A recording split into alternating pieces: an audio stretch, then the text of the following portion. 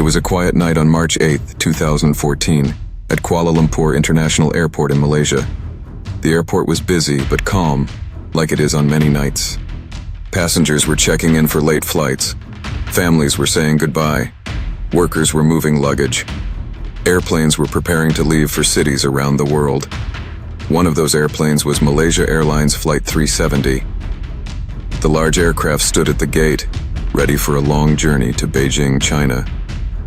The airplane was a Boeing 777, one of the safest and most trusted passenger planes in the world. It had flown many times before without problems. Inside the airport, 227 passengers were waiting to board the flight. They came from many countries. Most of them were from China, but others came from Malaysia, Australia, Indonesia, France, the United States, and several other nations. Some passengers were business travelers. Some were tourists. Some were students returning to school. Others were families going home. None of them knew that this ordinary flight would soon become one of the greatest mysteries in aviation history. The captain of the airplane was Zahari Ahmad Shah. He was 53 years old and very experienced. Zahari Ahmad Shah had been flying airplanes for Malaysia Airlines for many years. He had more than 18,000 hours of flying experience. Many pilots respected him. He was known as calm, professional, and skilled. Friends described him as someone who loved aviation deeply. He even had a flight simulator in his home where he practiced flying during his free time. Working with him that night was the co-pilot, Farik Abdul Hamid. Farik Abdul Hamid was much younger. He was 27 years old. He had been training as a pilot for several years and was building his career. This flight was an important step in his experience. Like many young pilots, he was excited about his future in aviation. Together, Zahari Ahmad Shah and Farik Abdul Hamid formed the flight crew responsible for safely flying the aircraft from Malaysia to China. The flight attendants were also preparing for the journey. They checked the safety equipment. They made sure the food and drinks were ready for the passengers. Everything appeared normal. There were no warnings. There were no signs of danger. Passengers began boarding the airplane late in the evening on March 7th, just before midnight. They walked through the boarding gate one by one, showing their boarding passes. Some passengers were tired and quiet. Others were talking with friends or family members. Parents helped children carry bags. Travelers placed their luggage in the overhead compartments. Flight attendants welcomed them politely. The seats slowly filled.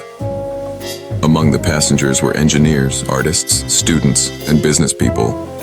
Some of them were traveling alone. Others were traveling with colleagues or relatives. One passenger was Philip Wood, an American businessman working in Asia. Another passenger was Ann Daisy, a Malaysian woman traveling to visit family. There were also 20 employees from a technology company traveling together. Every passenger had their own story. And every passenger had plans waiting for them in Beijing. But those plans would never happen. The airplane itself was a Boeing 777-200ER. The Boeing 777 is one of the most reliable aircraft ever built. Airlines around the world use it for long flights across oceans and continents. This particular aircraft had been delivered to Malaysia Airlines in 2002. For more than a decade, it had flown safely across thousands of routes. The plane had modern navigation systems, advanced communication equipment, and powerful engines. Pilots trusted the Boeing 777 because it was known for strong safety records. Before every flight, engineers checked the aircraft carefully. That night, maintenance records showed no serious problems. The aircraft appeared completely ready for the flight to Beijing. As midnight approached, the flight crew completed their final checks. Captain Zahari Ahmad Shah sat in the left seat of the cockpit. First Officer Farik Abdul Hamid sat in the right seat. They reviewed the flight plan. The route was simple. The airplane would leave Kuala Lumpur, fly north over the South China Sea, pass near Vietnam, and then continue toward Beijing. The total flight time was expected to be around 6 hours. Weather conditions were normal. Air traffic control cleared the aircraft for departure. Everything was routine. Nothing seemed unusual. At 12:41 a.m., Malaysia Airlines Flight 370 began moving along the runway. The engines roared as the airplane accelerated. Passengers felt the powerful push of the engines as the aircraft gained speed. Then the nose of the airplane lifted. The plane rose into the dark night sky. Malaysia Airlines Flight 370 had officially begun its journey. Inside the cabin, the seatbelt signs remained on, while the aircraft climbed higher into the sky. Many passengers were already preparing to sleep. Others watched movies on the seat screens. Flight attendants began preparing the first drinks and meals. In the cockpit, Zahari Ahmad Shah and Fariq Abdul Hamid monitored the instruments. The aircraft climbed steadily. Everything was normal. For the first part of the journey, the flight continued exactly as expected. Air traffic controllers guided the aircraft along its path. The plane reached its cruising altitude of 35,000 feet. At that height, the aircraft moved smoothly through the night sky. The crew communicated regularly with air traffic control. These radio communications are normal for every flight. Pilots confirm their position, altitude, and direction. Everything about Malaysia Airlines Flight 370 appeared routine. No emergency messages were sent. No warning signals were reported. To everyone watching the flight from the ground, it looked like a completely ordinary trip. At 1:19 a.m., the aircraft approached the edge of Malaysian airspace. Soon the plane would enter Vietnamese airspace. When airplanes cross from one air traffic control area to another, pilots say goodbye to one controller and contact the next. That moment arrived. Captain Zahari Ahmad Shah spoke over the radio. His final message was calm and simple. He said, "Good night, Malaysian 370. These would become the last confirmed words ever heard from the cockpit of Malaysia Airlines Flight 370. Air traffic control expected the plane to contact Vietnamese controllers next. But something strange happened. The call never came. Only minutes after the final message, something unusual occurred. The airplane's transponder suddenly stopped transmitting. A transponder is a device that sends information about the aircraft's location, speed, and altitude to radar systems on the ground. When the transponder stopped working, the aircraft became much harder to track. To air traffic controllers, it looked like the plane had simply disappeared from radar. At first, controllers did not panic. Sometimes communication problems happen. They expected the aircraft to appear on another radar system soon. But as minutes passed, there was still no contact. No radio message, no signal. Malaysia Airlines Flight 370 had vanished from normal tracking systems. Inside the air traffic control center, workers began trying to contact the aircraft. They called repeatedly on the radio. There was no answer. Controllers also tried contacting the flight through other communication systems. Still nothing. At the same time, Vietnamese air traffic controllers were waiting for the aircraft to enter their airspace. But the plane never arrived. Something was clearly wrong. Yet no one knew exactly what had happened. Had the plane lost communication equipment? Had the pilots changed course? Or was something far more serious happening high above the dark ocean? High above the South China Sea, the night sky remained silent. Passengers inside the aircraft likely had no idea anything unusual was happening. Most of them were probably asleep. Others may have been watching movies or listening to music. From the outside, the aircraft lights would have been visible against the darkness.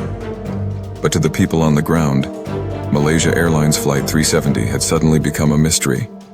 A large airplane carrying 239 people had simply disappeared. And the world did not yet realize that one of the biggest aviation mysteries in history had just begun. After the final radio message from Captain Zahari Ahmad Shah, the airplane was expected to contact the next air traffic control center in Vietnam. This was a normal step during international flights. When an aircraft leaves the airspace of one country, the pilots contact the controllers of the next country. It usually happens within a few minutes. On this night, the controllers in Vietnam were waiting for the call from Malaysia Airlines Flight 370, but the call never came. The radio stayed silent. At first, the controllers thought there might be a small communication delay. Sometimes pilots are busy with cockpit tasks and call a little later. But as the minutes passed, there was still no contact from the aircraft. Inside the Malaysian Air Traffic Control Center, workers also noticed something unusual. The aircraft's transponder signal had stopped. A transponder is a device that sends important information about an airplane to radar systems on the ground. It tells controllers the plane's identity, altitude, and speed. Without the transponder, the aircraft becomes harder to track. When Malaysia Airlines Flight 370's transponder stopped sending signals, the airplane disappeared from the civilian radar screens. For the controllers watching their monitors, it was as if the plane had suddenly vanished from the sky. At first, no one imagined that a major disaster might be happening. Communication problems sometimes occur during flights. Controllers believed the aircraft might still be flying normally, but experiencing a technical issue with its communication systems.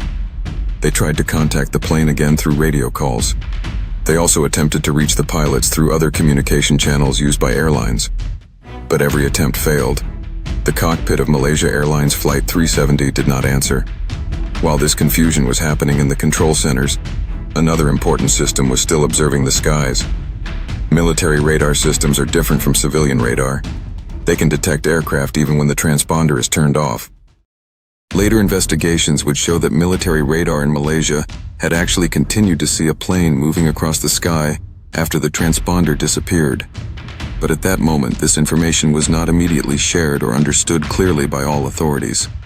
According to later reports, the military radar showed something very strange. Instead of continuing toward Beijing as planned, the aircraft appeared to turn sharply to the west. This was not part of the flight plan. The planned route was north over the South China Sea toward Vietnam and China. But the radar suggested that the aircraft changed direction and began flying back across the Malaysian peninsula. If this radar information was correct, it meant that the plane had made a deliberate turn. Such a turn would normally require action from someone in the cockpit. Large commercial airplanes do not suddenly change direction by themselves without instructions from the pilots or the flight computer systems. As the plane moved westward, it flew over parts of Malaysia and then continued toward the open waters of the Indian Ocean. The aircraft kept flying for some time according to the radar signals. Eventually, even the military radar lost track of it when the plane moved too far away. At this stage, however, most people did not yet know about this unusual turn. To the public and to many officials, the plane was simply missing somewhere over the South China Sea. Authorities believed the aircraft might have crashed into the ocean near its planned route.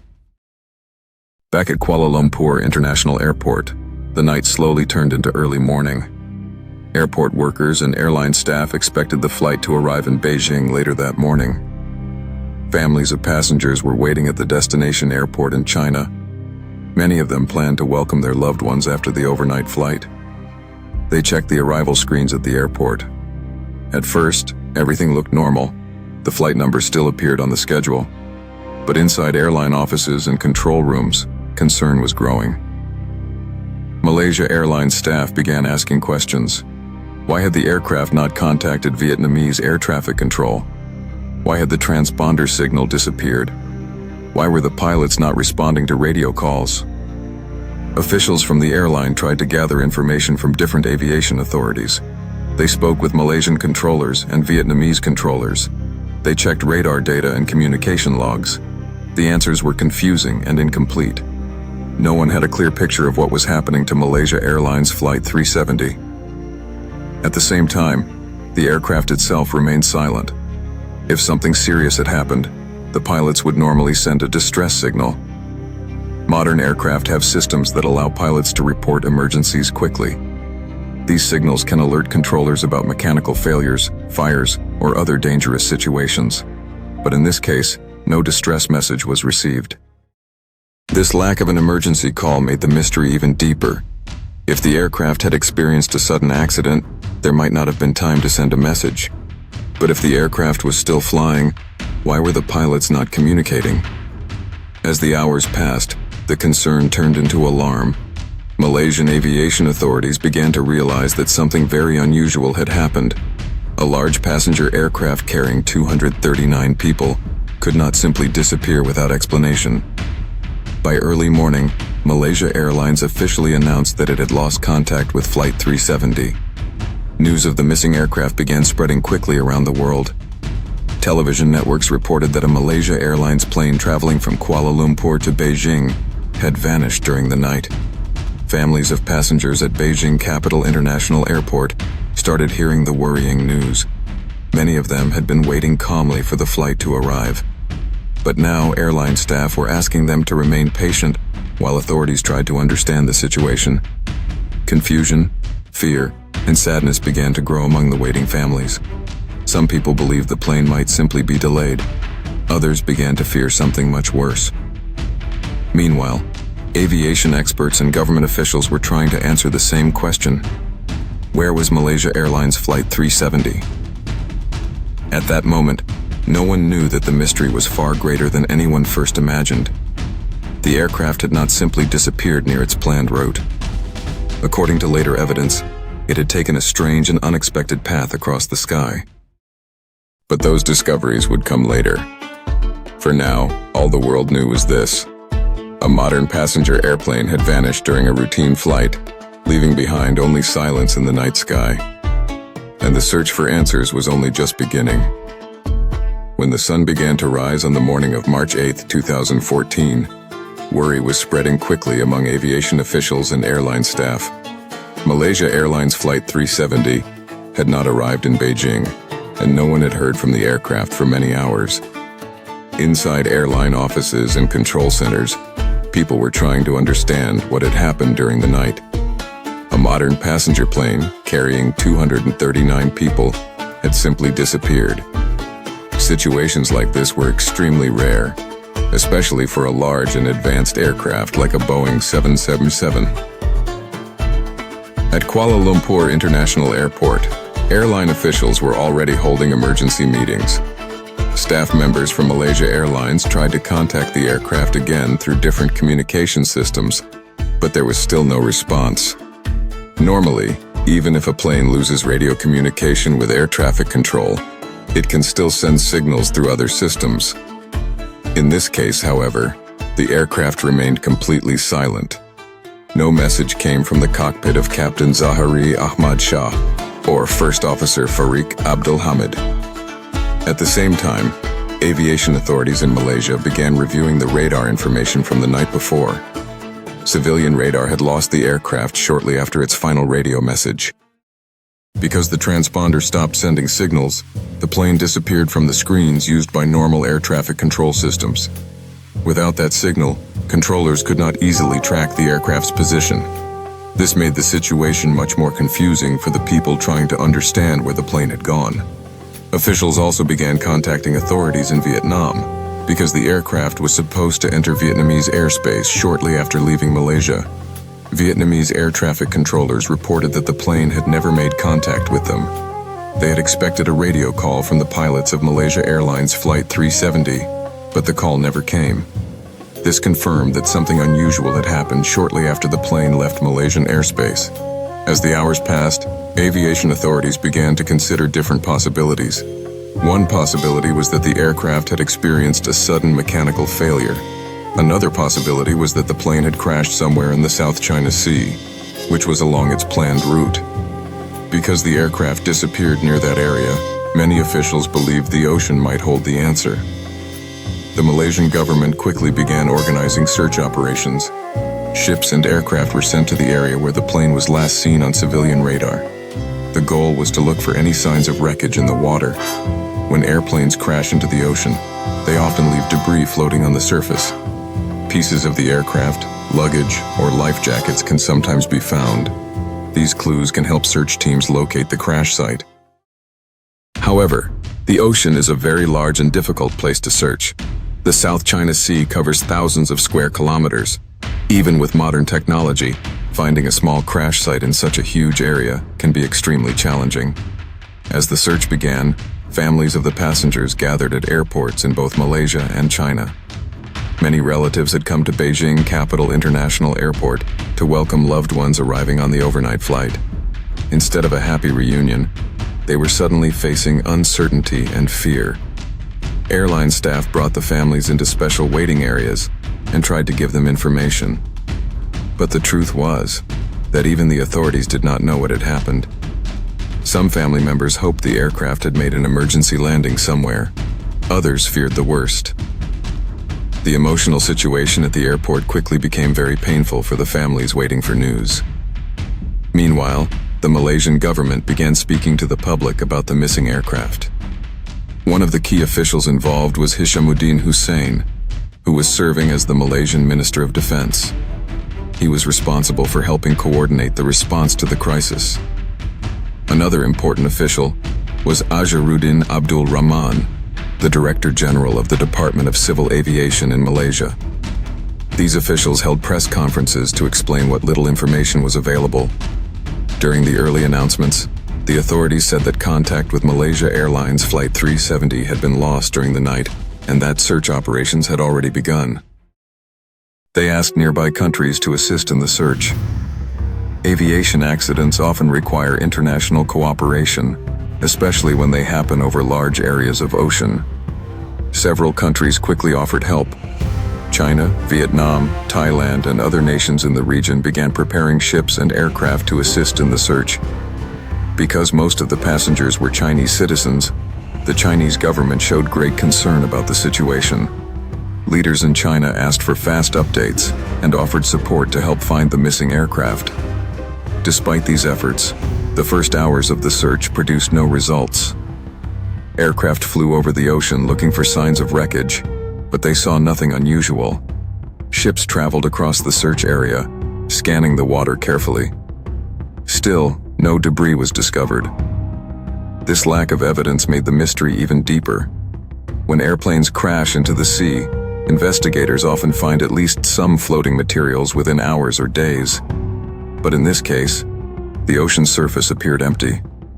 There were no visible pieces of the aircraft, no oil slicks, and no emergency signals from life rafts or locator beacons. Behind the scenes, aviation investigators continued studying radar information and communication records from the flight. Some of the data suggested that the situation might be more complicated than first believed. Certain radar signals hinted that the aircraft might have changed direction after disappearing from civilian radar. However, this information was still unclear during the early hours of the investigation. At the same time, reporters from around the world began arriving in Malaysia and China. Television channels broadcast constant updates about the missing flight. News organizations tried to gather information from officials, aviation experts, and witnesses. The story quickly became international news. People around the world were asking the same question: how could a large passenger airplane simply disappear? Modern aviation systems are designed with many layers of safety and communication. Aircraft are tracked by radar, satellite systems, and communication networks. Because of these systems, it seemed almost impossible for a large jetliner to vanish without leaving clear evidence behind. Yet that is exactly what had happened. As the day continued, the search area grew larger. More ships and aircraft joined the operation. Authorities hoped that someone, somewhere, would soon discover a clue that could explain the fate of Malaysia Airlines Flight 370. But as the first day of searching came to an end, the mystery remained unsolved. The plane was still missing, the passengers were still unaccounted for, and the world was beginning to realize that this disappearance might become one of the most puzzling events in aviation history. As the days passed after the disappearance of Malaysia Airlines Flight 370, the search operation grew larger and more complex. At first, authorities believed the aircraft had disappeared somewhere over the South China Sea, along its planned route to Beijing. Ships and aircraft from several nearby countries were sent to search the water in that area. Crews carefully scanned the ocean surface, looking for any sign of debris from the missing airplane. They hoped to find pieces of the aircraft, life jackets, or oil floating on the water. These clues could help investigators locate the crash site. However, despite many hours of searching, nothing was found. The lack of evidence confused investigators and aviation experts. Normally, when a large aircraft crashes into the ocean, there are visible signs within a short time. But in this case, the ocean looked completely empty. Search teams continued flying over the water, and ships continued moving slowly across the sea, but day after day passed with no discoveries. This made many officials begin to question whether they were searching in the correct place. During this time, new radar information began to receive closer attention. Military radar systems in Malaysia had detected an aircraft continuing to fly after the moment when the plane disappeared from civilian radar. According to this radar data, the aircraft appeared to turn around and fly west across the Malaysian peninsula instead of continuing toward Beijing. If this information was correct, it meant the aircraft had changed direction in a way that was not part of the original flight plan. This discovery shocked investigators. It suggested that the aircraft might not have crashed near the South China Sea at all. Instead, the plane may have continued flying for a much longer time and in a completely different direction. Investigators began studying the radar data carefully to understand the aircraft's possible path. As this new information became clearer, the search area changed dramatically. Instead of focusing only on the South China Sea, investigators began looking toward the Indian Ocean, a much larger and more remote region. This decision made the search much more difficult. The Indian Ocean is one of the largest bodies of water on Earth. Searching such a huge area for a single missing airplane would be extremely challenging. Many countries joined the search effort. Aircraft and ships from Malaysia, China, Australia, the United States, the United Kingdom, and several other nations were sent to assist. It quickly became one of the largest search operations in aviation history. Governments shared radar data, satellite information, and other technical evidence in order to better understand where the aircraft might have gone. One of the countries that played a major role in the search was Australia. Because the possible flight path of the aircraft pointed toward the southern Indian Ocean, Australia became an important center for the investigation. At that time, the Prime Minister of Australia was Tony Abbott. His government worked closely with international teams to coordinate search activities in the region. China was also deeply involved in the search. Most of the passengers on board Malaysia Airlines Flight 370 were Chinese citizens. The Chinese government wanted answers for the families who were waiting for news about their loved ones.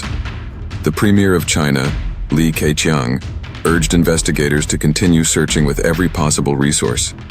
As more evidence was studied, investigators began using satellite technology to track the possible path of the aircraft. Even though the plane's main communication systems had stopped working, a satellite system still received small signals from the aircraft for several hours after it disappeared from radar. These signals were known as handshakes. They were not normal messages from the aircraft, but they showed that the plane was still powered and communicating with the satellite system. Experts analyzed these satellite signals carefully. By studying the timing and direction of the signals, they were able to estimate the possible path of the aircraft. Their analysis suggested that the plane had continued flying for several hours after it disappeared from radar. Eventually, the signals ended somewhere over the remote southern part of the Indian Ocean. This conclusion shocked the world. It meant the aircraft may have traveled thousands of kilometers away from its planned route before running out of fuel and crashing into the ocean. The possible crash area was extremely remote, far from normal shipping routes and far from land. Search teams began focusing their efforts on this distant region of the ocean. Aircraft flew long missions over the water, looking for floating debris. Ships were also sent to the area to search more closely. Because the water in this part of the ocean is very deep, investigators also plan to use underwater technology, including special robots that could scan the ocean floor. However, the conditions in the southern Indian Ocean were very difficult. The region is known for strong winds, large waves, and dangerous weather. These conditions made search operations slow and challenging. Crews often had only short periods of good weather when they could safely fly or operate ships in the area. Despite these challenges, the international search continued. Dozens of ships and aircraft worked together across the vast ocean. Satellite images were also studied to look for objects floating on the water that might be connected to the missing aircraft. The world watched closely as investigators searched day after day for answers. Families of the passengers hoped that the search would finally reveal what had happened to their loved ones. But even with all the ships, planes, satellites, and experts involved in the investigation, the ocean kept its secrets. Malaysia Airlines Flight 370 remained missing, and the mystery of its disappearance was growing deeper with every passing day. After Malaysia Airlines Flight 370 disappeared, the world quickly realized that this was not a normal aviation accident. A large modern aircraft carrying 239 people had vanished during a routine flight. At first, investigators believed the aircraft had crashed somewhere in the South China Sea, which was along its planned route from Kuala Lumpur to Beijing. Because of this belief, search teams immediately began looking in that area of the ocean. Ships and aircraft from several countries started moving toward the South China Sea. These early search teams came from Malaysia, Vietnam, China, Thailand, and Singapore. Military aircraft flew over the ocean, while ships slowly moved through the water looking for any sign of the missing plane. The crews searched for floating debris such as pieces of the aircraft, luggage, or life jackets. When airplanes crash into the ocean, it is common for parts of the aircraft to float on the surface for some time. Finding these pieces can help investigators locate the crash site. During the first few days of the search, many aircraft flew over the water, scanning the surface carefully. Pilots looked down at the waves for hours, hoping to spot something unusual. Ships also traveled slowly across the search area. Sailors stood on the decks watching the water carefully. Radar systems and cameras were used to help identify any objects floating on the ocean. However, the search teams found nothing. There were no pieces of the aircraft. There were no signs of oil on the water. There were no emergency signals from life rafts or locator beacons. The ocean looked completely empty. This result surprised investigators because a crash involving a large airplane usually leaves clear signs. The Boeing 777 is a very large aircraft, and if it had crashed into the sea near its last known location, search teams expected to find at least some floating debris. As the search continued, more countries began joining the effort. The disappearance of Malaysia Airlines Flight 370 had become international news. Governments around the world offered help because aviation safety is important to every country. The search quickly became one of the largest rescue operations in aviation history. China played a very important role in the search because most of the passengers on board the aircraft were Chinese citizens. The Chinese government sent several ships and aircraft to assist with the operation. Chinese satellites were also used to examine images of the ocean surface. Scientists studied these satellite images carefully to see if they could find objects that might be connected to the missing aircraft.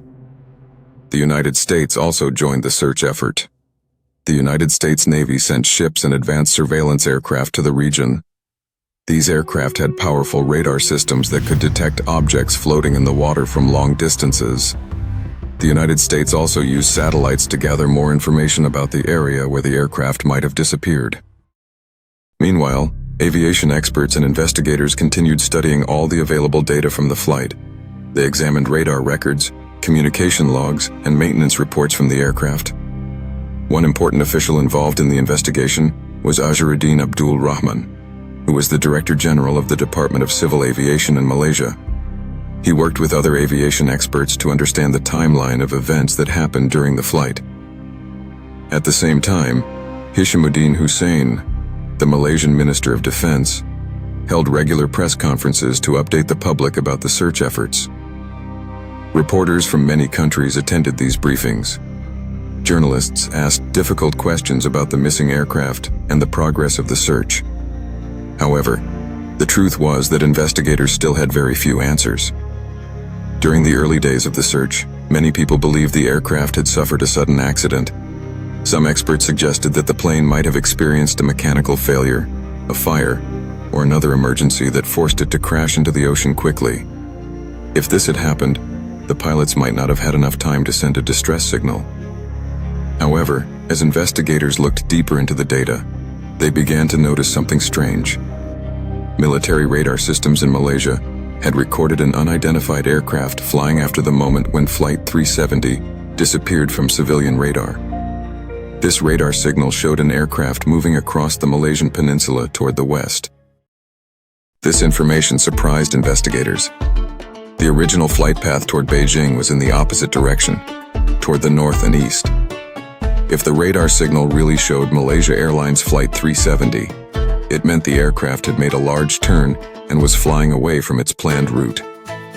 Investigators studied the radar data very carefully. They compared the speed and altitude of the unidentified aircraft with the expected performance of the Boeing 777. The results suggested that the radar signal likely belonged to Malaysia Airlines Flight 370. If this conclusion was correct, it meant the plane had not crashed immediately after losing contact. Instead, it had continued flying for some time after the transponder stopped sending signals. This discovery changed the entire investigation. Instead of focusing only on the South China Sea, investigators now had to consider the possibility that the aircraft had traveled in a completely different direction. The possible search area suddenly became much larger. At the same time, experts began analyzing data from satellite communication systems connected to the aircraft. Even though the plane's main communication equipment had stopped working, a satellite system had still received small signals from the aircraft for several hours.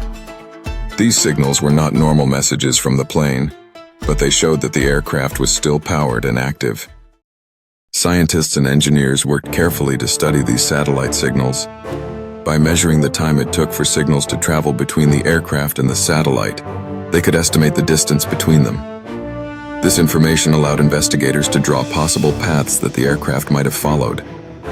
The results were surprising and worrying. The analysis suggested that the aircraft had continued flying for many hours after disappearing from radar. Eventually, it may have traveled far south into the Indian Ocean, one of the most remote regions on Earth. If this was true, the search would become much more difficult. The southern Indian Ocean is known for its strong winds, rough waves, and extreme weather. It is also very far from major cities and shipping routes. Searching such a huge and remote area would require enormous resources and international cooperation. Because of this new evidence, investigators decided to expand the search far beyond the South China Sea. Attention began shifting toward the southern Indian Ocean, where the aircraft might have ended its flight. At this stage, the mystery of Malaysia Airlines Flight 370 was becoming even deeper. Instead of a simple crash near its original route, the evidence now suggested a long and unexplained journey across thousands of kilometers of ocean. The world watched as the search entered a new and much more challenging phase. As investigators continued studying the satellite signals connected to Malaysia Airlines Flight 370, they slowly began to understand something very important. The aircraft had continued communicating with a satellite system even after it disappeared from radar. These communications were not normal messages sent by the pilots. Instead, they were small automatic signals that showed the aircraft was still powered and connected to the satellite network. These signals were later called satellite handshakes. Each handshake showed that the aircraft was still flying somewhere far from where people originally believed. Engineers and scientists worked carefully to analyze these signals. They studied the time it took for each signal to travel between the aircraft and the satellite. By measuring this time, they could estimate how far the aircraft was from the satellite during each communication. This process was complex and required advanced mathematics and computer analysis. But slowly, investigators began to build a possible picture of the aircraft's path. The results suggested that the plane had continued flying for many hours after its last radio message. The satellite signals showed several connections between the aircraft and the satellite during the early morning hours after the disappearance. Each signal created a possible location for the plane along a large arc across the Earth. When investigators studied all the arcs together, they realized that the aircraft could have traveled along two possible routes. One possible route went north toward Central Asia. The other possible route went south into the Indian Ocean. Investigators carefully studied radar information, aircraft performance data, and other technical details to understand which path was more likely. Over time, they began to believe that the southern route was the most probable. This meant that the aircraft may have flown far away from normal flight paths and deep into the southern Indian Ocean. This discovery shocked many aviation experts. The southern Indian Ocean is one of the most remote areas on the planet. It is far from major cities, airports, and shipping routes. If the aircraft had crashed there, it would be extremely difficult to locate. Because of this new information, the search effort had to move to a completely different part of the world. Attention shifted thousands of kilometers away from the original search area near the South China Sea. ships and aircraft now began preparing to search a large region of ocean far south of Australia. At this point, Australia became one of the most important countries involved in the search.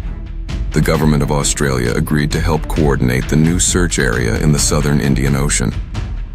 The Prime Minister of Australia at that time was Tony Abbott. His government worked closely with investigators from Malaysia and other countries to organize the operation. Search teams began flying long missions from Perth, a city on the western coast of Australia. Aircraft would travel for several hours across the ocean before reaching the search zone. Once they arrived, the crews would carefully scan the water below for any signs of floating debris. The weather conditions in the southern Indian Ocean made the search extremely difficult. The region is famous for strong winds and very large waves. Sometimes the waves can reach several meters in height. These rough conditions made it hard for crews to see small objects floating in the water. Pilots had to fly low over the ocean while looking through powerful binoculars and cameras. Despite these challenges, search aircraft continued their missions day after day. Crews searched huge areas of water, hoping to find something connected to the missing airplane.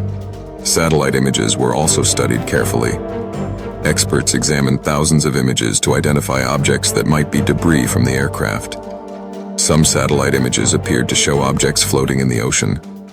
When these images were discovered, search aircraft and ships quickly traveled to those locations. Crews looked carefully at the water, but many of the objects turned out to be ordinary floating materials, such as fishing equipment or natural ocean debris. Meanwhile, ships equipped with advanced technology began preparing to search beneath the surface of the ocean. If the aircraft had crashed in this remote area, the wreckage might have sunk to the ocean floor. Some parts of the southern Indian Ocean are extremely deep, reaching depths of several thousand meters. To search these depths, investigators planned to use underwater robots and sonar systems. These machines could scan the ocean floor and create detailed maps of the underwater landscape. By studying these maps, investigators hoped to detect unusual shapes that might be wreckage from the missing aircraft. The scale of the search operation continued to grow. More than 20 countries eventually contributed equipment, experts, ships, or aircraft to help with the investigation. The search became one of the largest and most expensive aviation investigations in history. China continued to play an important role in the search because many of the passengers were Chinese citizens. Chinese leaders wanted answers for the families waiting for news. The Premier of China, Li Keqiang, urged investigators to continue the search with every possible resource. At the same time, families of the passengers were facing an emotional and painful situation. Many of them gathered in hotels and meeting centers in Malaysia and China. They waited for updates from officials and investigators. Some families hoped that the aircraft might still be found somewhere with survivors. Others feared that the passengers had already been lost. As the search continued, investigators faced an important question. Why had the aircraft changed direction and flown for so long after losing contact with air traffic control? Large commercial airplanes do not normally change course without instructions from the pilots or the aircraft's navigation systems. Something unusual must have happened inside the cockpit or on the aircraft. Experts began studying many possible explanations. Some believed the plane might have experienced a serious technical problem that affected its communication systems. Others considered the possibility that someone inside the aircraft had deliberately changed its course. However, at this stage of the investigation, there was still very little physical evidence. Without finding the aircraft itself, investigators could not know exactly what happened. Day after day, the search aircraft and ships continued scanning the vast ocean. The crews knew they were looking for a very small clue in an enormous area of water. Yet they continued their work, hoping that one small discovery could finally reveal the truth. But even with all the technology, ships, aircraft, and experts involved in the search, the southern Indian Ocean remained silent. The missing plane had still not been found, and the mystery of Malaysia Airlines Flight 370 continued to deepen. For many months after Malaysia Airlines Flight 370 disappeared, search teams continued looking across the southern Indian Ocean. Ships, aircraft, and underwater robots searched huge areas of water. Investigators hoped to find the main wreckage of the aircraft on the ocean floor.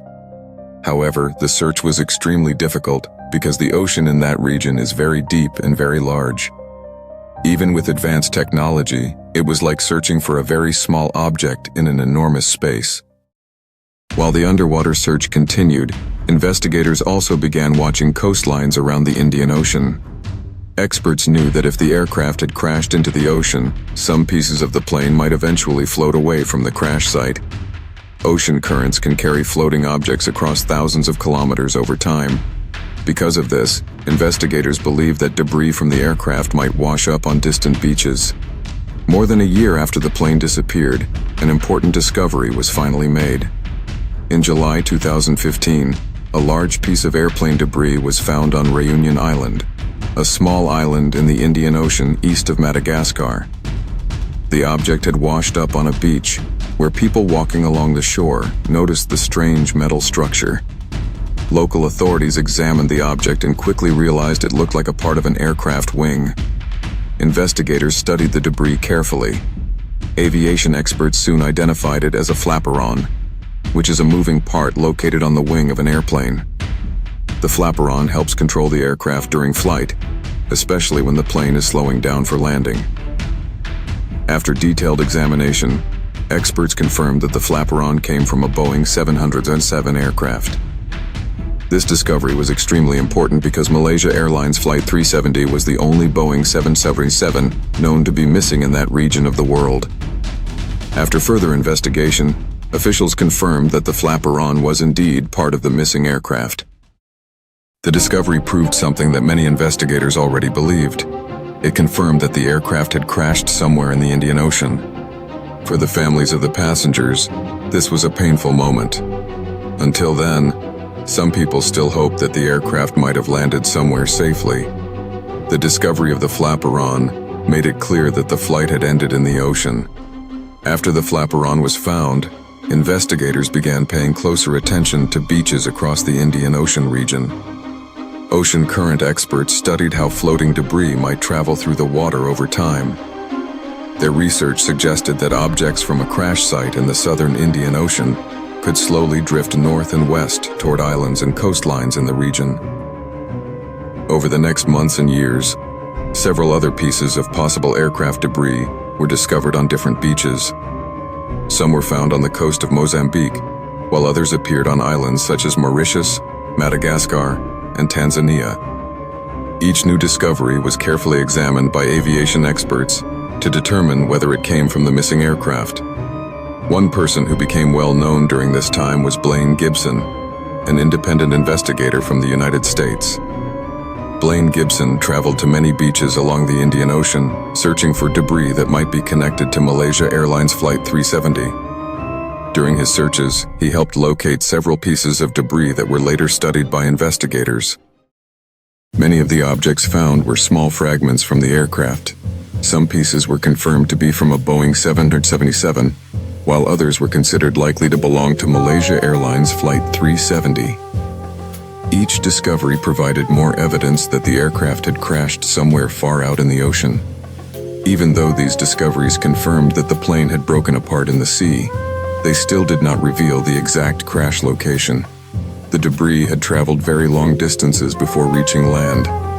Ocean currents can move objects in many different directions, making it difficult to trace them back to their original source. At the same time, underwater search teams continued scanning the ocean floor in the southern Indian Ocean. Special ships used powerful sonar equipment to map the seabed. These sonar systems sent sound waves down into the water and measured the echoes that returned from the ocean floor. By studying these echoes, investigators could create detailed images of the underwater landscape. This technology allowed search teams to explore mountains, valleys, and deep areas on the ocean floor. If the aircraft wreckage was there, investigators hoped the sonar images would reveal unusual shapes that could be parts of the plane. The underwater search covered thousands of square kilometers of ocean. It became one of the largest underwater search operations ever attempted. However, the ocean in that region is extremely deep and difficult to explore. In some places, the depth reaches more than 6,000 meters. Despite months of searching, the underwater teams did not find the main wreckage of the aircraft. This was frustrating for investigators and heartbreaking for the families of the passengers. The debris found on beaches proved the plane had crashed, but without the main wreckage, investigators could not fully understand what happened during the final moments of the flight. Family members of the passengers continued asking governments to keep searching. Many relatives formed support groups to share information and demand answers. One of these groups was called Voice 370, which represented families who wanted the search to continue until the aircraft was found. Among the families speaking publicly was Grace Nathan, whose mother, Ann Daisy, had been a passenger on the flight. Grace Nathan often spoke to reporters and government officials about the need to continue the investigation. She said the families deserved to know the truth about what happened to their loved ones. Investigators agreed that finding the main wreckage of the aircraft was extremely important. The flight recorders, often called black boxes, could contain vital information about the final moments of the flight. These recorders capture cockpit conversations and flight data that help investigators understand accidents. However, without knowing the exact location of the crash site, finding these recorders was extremely difficult. The batteries in the recorders only transmit locator signals for about 30 days after a crash. Because the aircraft had not been found within that time, the signals had already stopped.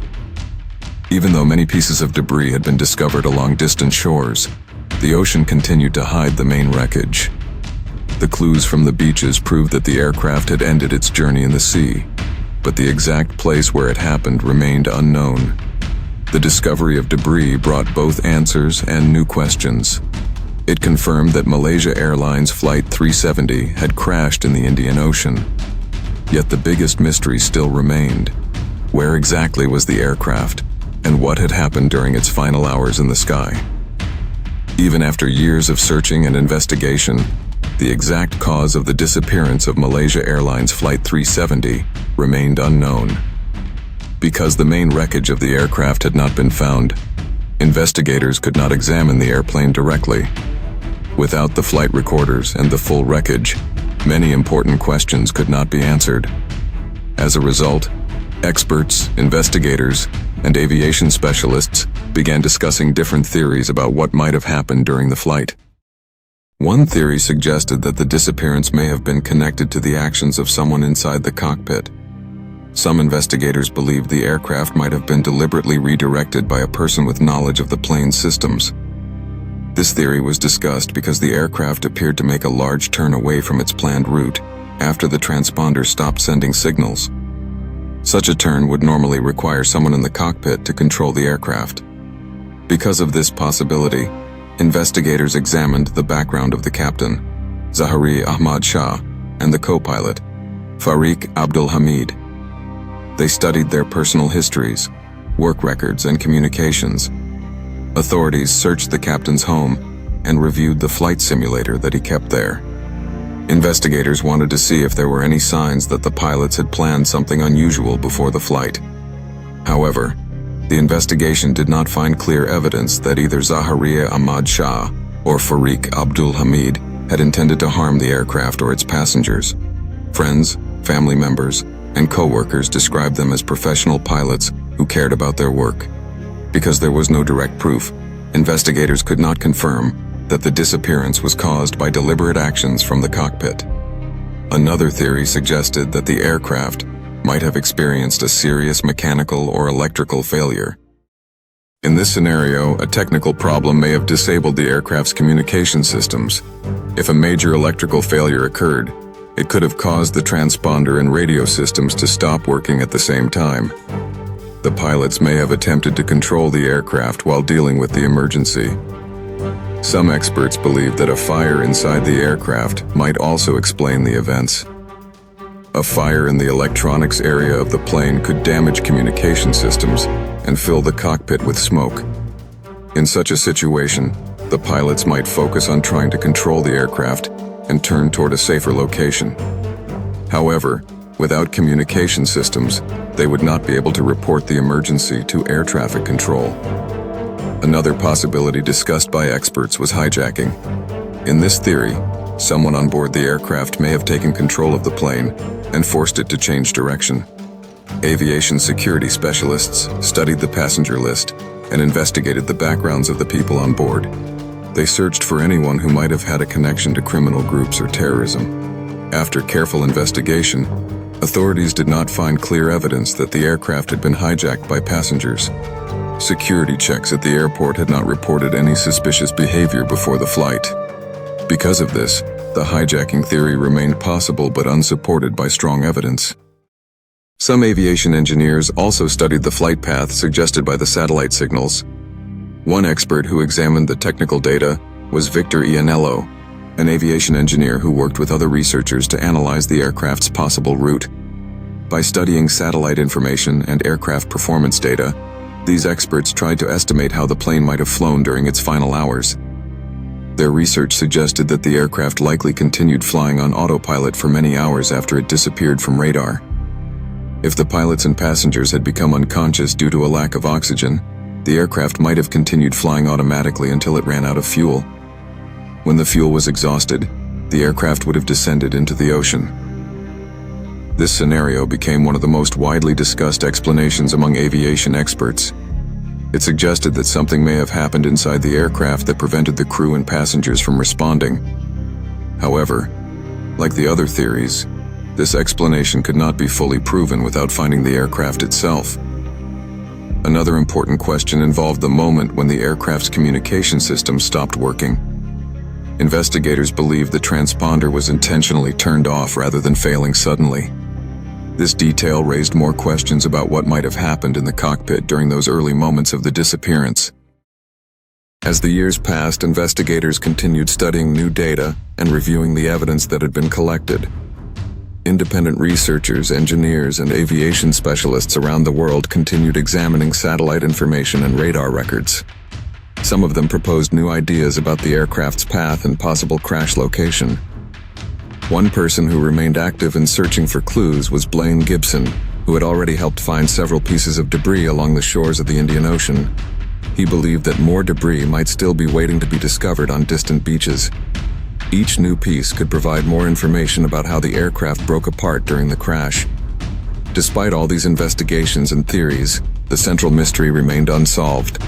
Without the main wreckage and the flight recorders, investigators could not fully understand the final moments of Malaysia Airlines Flight 370.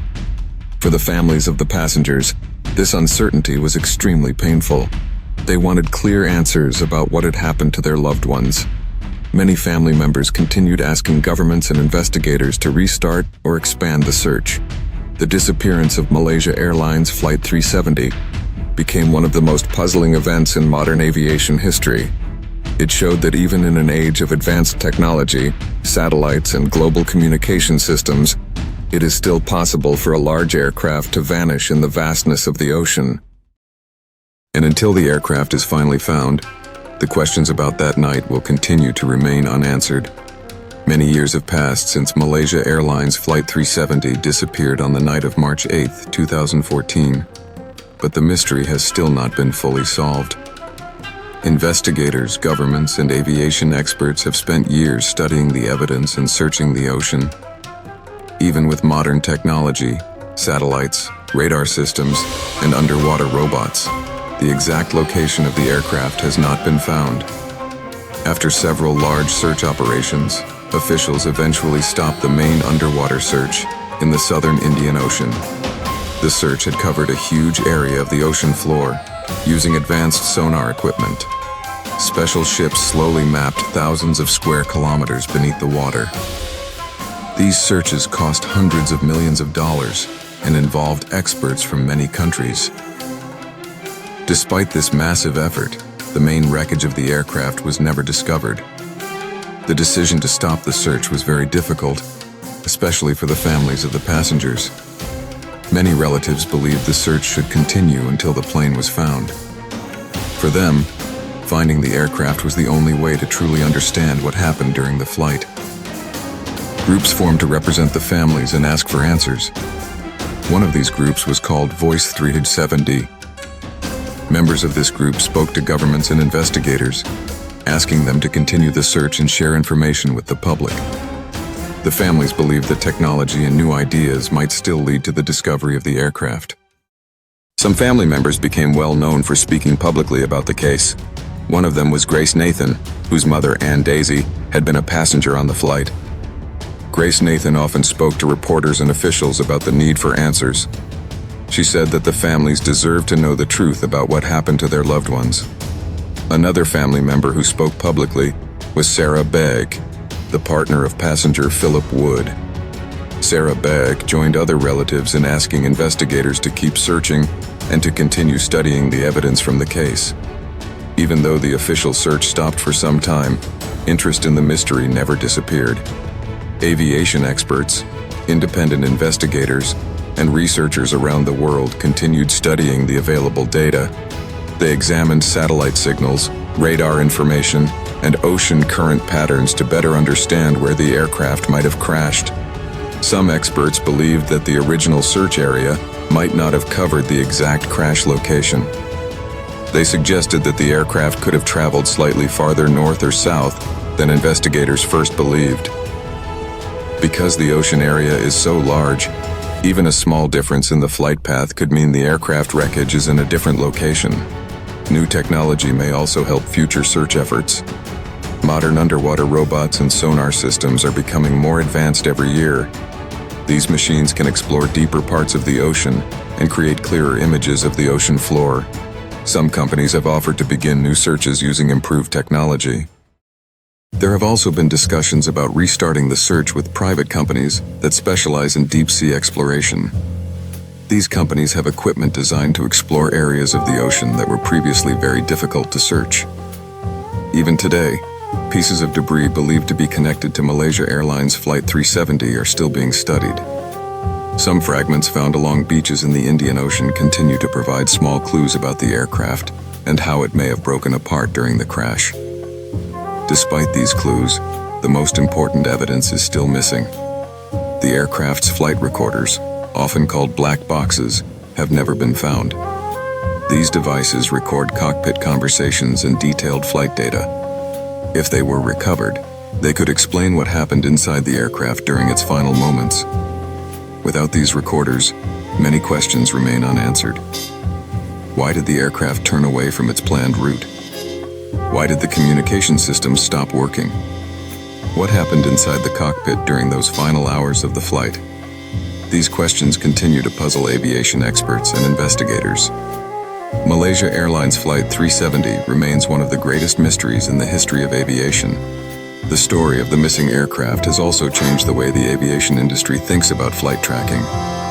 After the disappearance, many countries and aviation organizations began discussing new systems that could track aircraft more closely across the world.